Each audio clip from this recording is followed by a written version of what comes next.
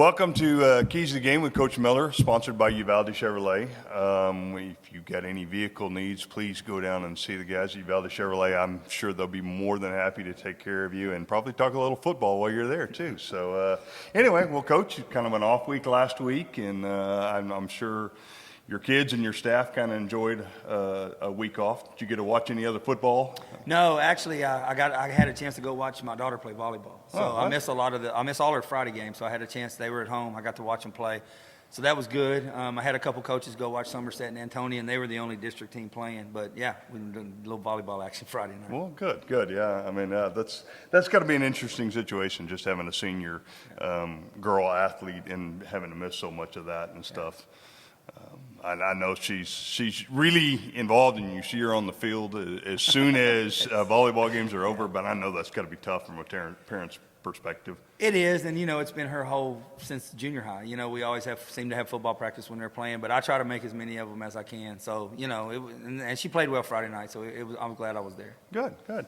Well, like I said, it's been 2 weeks, and don't want to dwell too much on it, but we'll do a quick wrap up and talk a little bit about Devine. Give me your thoughts on the Devine game. It was funny because even in warm-ups, you could tell for whatever reason, and we've started so fast all year, other than Jefferson, that they were just kind of like going through the motions. And I don't know if it was the crappy locker room in Devine or just a different setting, but once we started playing in the middle of the second quarter, we outscored them 24-7, and the offense played better, the defense played better. It's just, I don't know, and if I had to answer to that, we'd start fast every week. Yeah, I did exactly. I mean, coaches love to start fast, but, well, that makes me, I guess it's kind of coach speak more than anything, but you hear a lot about personal accountability, and I'm sure you talk to your kids about that, to be personal accountable on the field to your teammates and off the field and stuff. And so when you walk away from a game like Devine where, it's down to the wire, we had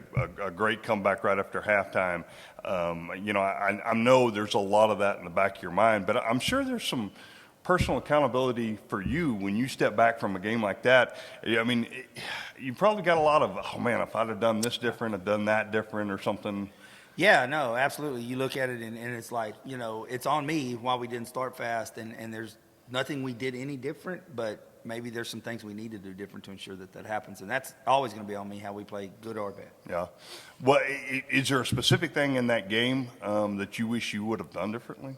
I mean, I wish we would have ran the ball more a little bit those first couple of drives, because once we figured out exactly where they were going to be lined up, Abraham got loose, and then Brody was able to complete a few passes, and the offense kind of started to click. And then defensively, we had a game plan that when we went back to running our base stuff, we played a lot better.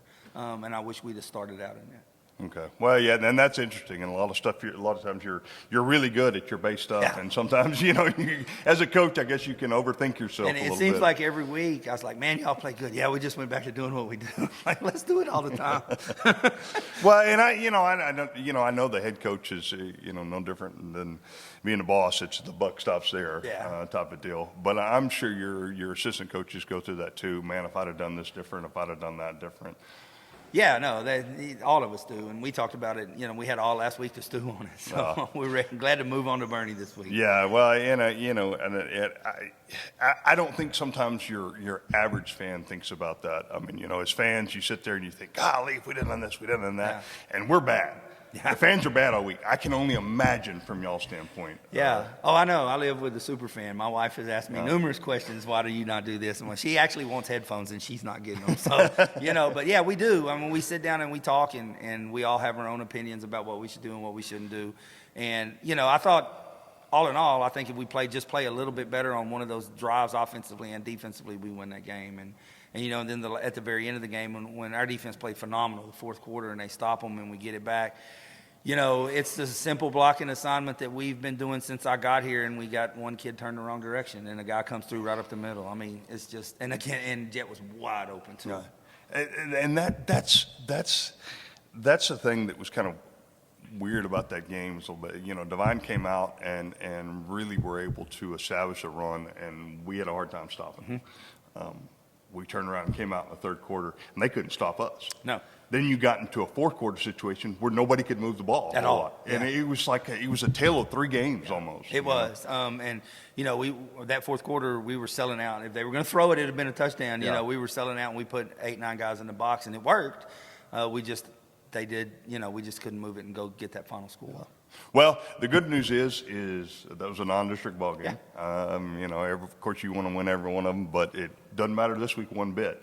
And maybe getting in a close game like that will help them going down the road and showing them what they need to do to finish. So yeah, and I thought, and actually my wife brought this up. I thought that last year when the same type of thing happened, we folded and we lost 42-12. The fight there Friday night when you're down 21-0 instantly, and to come back and take the lead. Not very many teams I've had have done things like that. So I was proud. I was proud of the effort. It's just we didn't execute good for one of the three quarters. Well, yeah, there's no such thing as a great loss, but if there was a good loss, that may have been a good one to take that way. Well, let's move on to Bernie a little bit. You've got a monumental task this week. Yes. I mean, there's no way around that.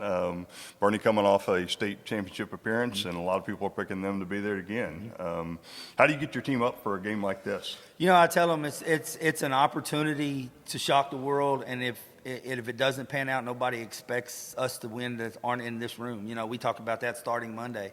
And I told them 4 years ago yesterday, we were playing, I was at Toloso, and we were 3-3, and we were playing a seventh in the state ranked Southside team.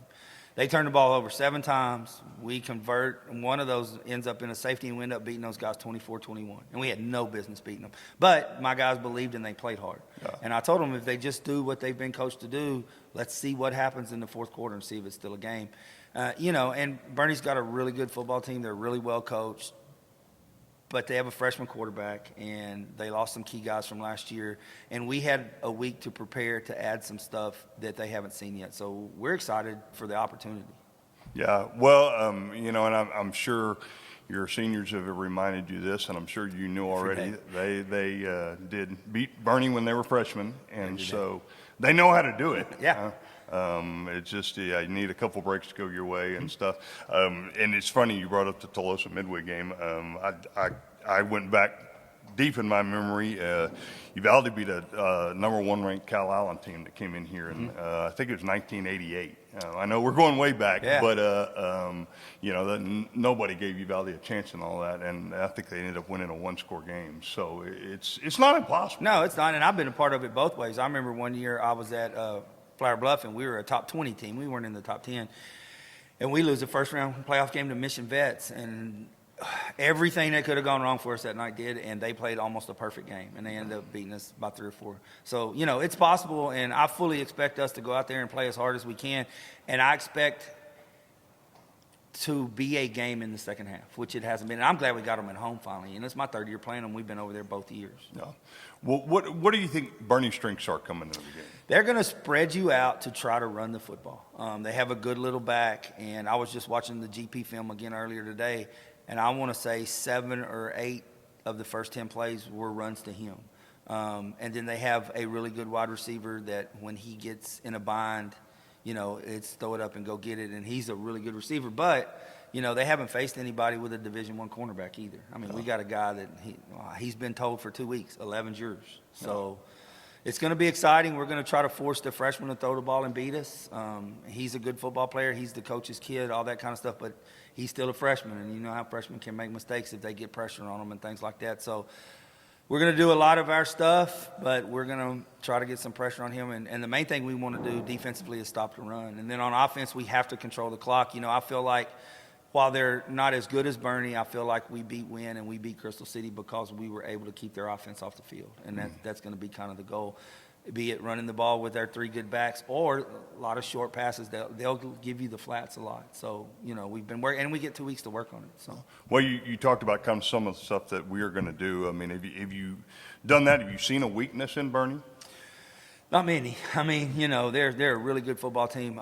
Pleasanton, who's down a little this year, was able to run the ball on them, and pretty much everybody else is straight spread. So you kind of have a hard time gauging, what you think will work against them. But we feel like we've got a good game plan, and that's part of The issue when you run an older style offense like we're going to try to do, you don't see a lot of it on film. But they have good defensive linemen. They have a really good inside linebacker. And then they have a good secondary. I mean, they're legitimately the third or fourth best team in the state. I mean, there's not a whole lot of weaknesses there. Well, give me your optimal type of game and outcome on this. I mean, if you had to pick it right now, how would this game go? We would limit them to 6 to 7 possessions, and we would score after 7 or 8 minute drives. And then defensively, we would rattle that quarterback and force him to throw the ball, and maybe have Blanco or Albert Elijah get a couple picks and have them. They're going to have to turn the ball over for us to win. But if we can do that and get in the fourth quarter to where either we can get a drive to tie it or win it, or get a stop to win it, I think that would be the perfect scenario. So an old-style football game played in the 20s, huh? Yeah, that's in the low 20s. Your son told me yesterday, I love our 1965 offense this week. So, well, keep Bernie off the field. Yeah, that's the goal, because they want to score fast. I mean, I know they want to run the ball, but they're going to jump up there and snap it real fast and things like that. And we have to be able to get lined up and stop them, and then keep them off the field. I mean, that's the plan this week. I told the kids the magic's number's 3, snap it at 3 seconds and get 3 yards. And we can do that, we got a chance. You giving your defensive lineman a little extra running this week to get prepared for Friday night? Yeah, no, we had a week of conditioning last year too, so last week too. So we're ready to go. Well, what is now we do transition into district, and you're looking at playoff seeding and possibly who is on the other side, the district we face first. What are some of your district expectations? What have you seen? What do you think that's going to look like going forward? Going in the district, and I told them this weeks ago, that after Bernie, the next 3 games define their season. I mean, we got Kennedy, Fredericksburg, Memorial, and if we can take care of business in those games, and I think we have the capabilities, if we don't play like the first quarter against Devine, we have the capabilities to win those 3 games, and then that puts you in that Somerset game with a chance to get second place, or if they should upset Bernie, a chance to tie for first. And I think that's very doable. And then, obviously you look to that other district, and Davenport's probably the best team in that district. I know Lampasas has been playing well. What's crazy is Canyon Lake won that district last year, and I think they've only won 1 game this year. But you want to try to finish in the top 2. You feel like if you finish in the top 2 that you have a chance to win that playoff game. That's what's been 22 years. I mean, we've talked about winning that game since we started off season last year. And I think Davenport's been playing pretty well. Yeah. Well, and then just to throw this out there, Davenport's playing well, but their coach told me he doesn't know when realignment comes out if they're going to be 5A or 6A next year. Yeah. They're talking about a school with 2,400 students in it. Well, and they're quite a bit bigger, but I think that's the case with this week's opponent too. I don't think they will be in this district next year. He is told. In fact, he asked me. He goes, "Look, we're going up. You want to keep playing?" I was like, "Hell no, I don't want to keep playing." Well, it's funny. You've seen a lot of communities around us grow a whole lot, and Union Valley's probably very similar to their enrollment it was in 1990 when I was in school here, and so that makes it difficult for fans to watch. And yeah, and my hometown's the same way. I mean, it's 45 miles south of Boston, an hour and 15 minutes to San Antonio, and I want to say they graduated the exact same number of kids last year as the year I graduated in '88. So yeah. I mean, some towns just stay the same size. Well, like I said, we got a huge task ahead of us on Friday night, but it's not doable. And I know these kids are excited to play, and y'all give them your best. Yeah, please come support them. I mean, they've worked really hard for 2 weeks for this opportunity, and I'm excited about it. It's kind of a no-lose situation here. So hopefully we go out and we play well and we do the things that we think we need to do to win the game and see what happens in the fourth quarter. Yeah, that's a great point there. It's nothing but relax. Yeah. Because what can go wrong? Yeah, exactly. Yeah. I mean, and I've told them that. I said, we have the opportunity to be close in the fourth quarter and maybe win the game. And if it's not, that's what everybody expects, and we need to be able to move on to the next 3 opponents. Yeah.